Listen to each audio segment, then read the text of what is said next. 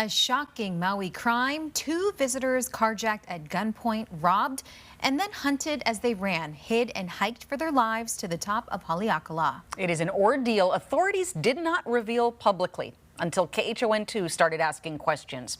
Now the victims are speaking out to warn others about danger on Maui. Alex and Justina Lucero headed to the Valley Isle earlier this month for what promised to be the perfect work trip for these two full-time musicians from California. Two corporate gigs with a free day in between for the road to Hana. We went to the state park. We went on a couple trails on the bamboo forest. We walked to a few waterfalls.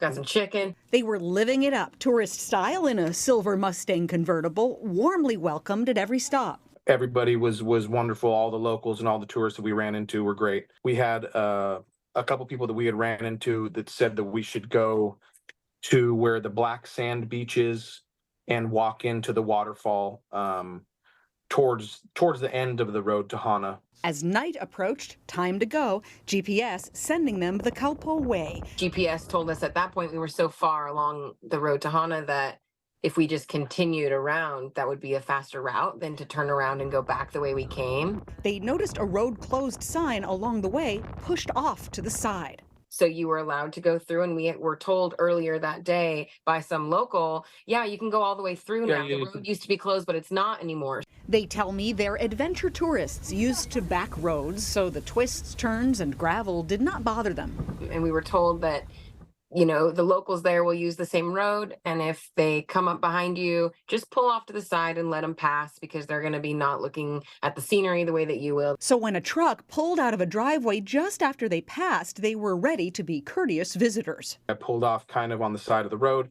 I waved him on. I even gave him a wave, like, hey, go ahead, no worries here. And he drove off. Minutes later, they come around a blind curve and a truck is now coming back toward them, then stopping in a pinch point on a road only wide enough for one vehicle. He jumps out and comes right at us with the gun and stops us in the middle of the street. He had a mask like this, like a scarf. He had a hood, a sweatshirt on with all black, everything he was wearing. Leave all valuables, leave the keys. Empty your pockets, leave everything in the car and start walking that way now. They did what he told them to, phones left behind as commanded, and set off on foot back toward Hana, hearts pounding.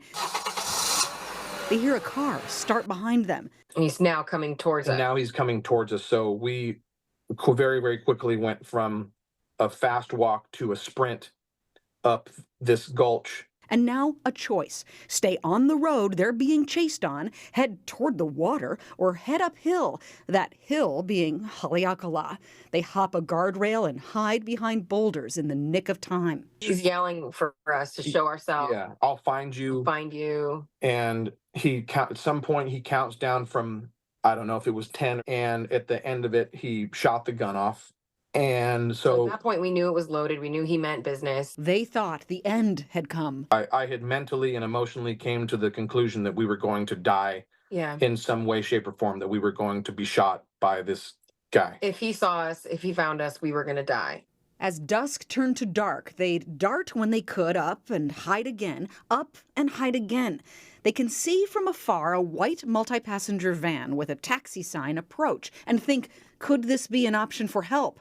Turns out that van was there to help someone else. They rendezvoused. They came up with some type of they had some type of interaction, this vehicle and our rental car, and we knew at that point that this guy was in on finding us now they as were well. Both driving up and down the road slowly. Dodging, darting, running in a crouch up Haleakala, both in bathing suits, she in slippers.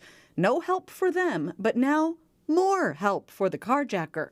One of those times that we took a break, we noticed that there was a third vehicle. They can see all three vehicles pacing the same stretch of road, getting out with flashlights, even putting a drone in the sky. And then when we saw the drone go up with the searchlight, that was that second feeling of terror that we have to hide again. Their terror grew darker than the night that surrounded them. This feeling of being hunted and not knowing the extent of, you know, What they would team, do. yeah, what they would do, what they wanted, and who he had at his fingertips to help. As their escape took them higher, the air grew colder, their thirst unquenchable but for a few handfuls from a small waterfall. They keep moving through the night. At daybreak, tour helicopters circle above, but none see their frantic waves for help. They come upon a shed with water and replenish. They see two men on horseback with dogs in the distance, but they're unsure if they are or no the ones hunting them.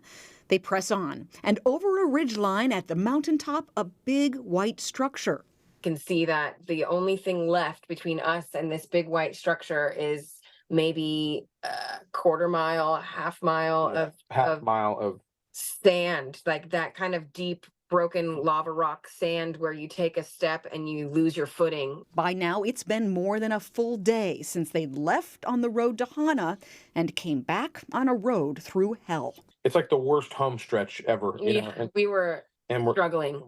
As they near the structure, they see three people. They shout and wave for help, and a national park ranger is sent to their rescue. Police, ambulance, hospital come next.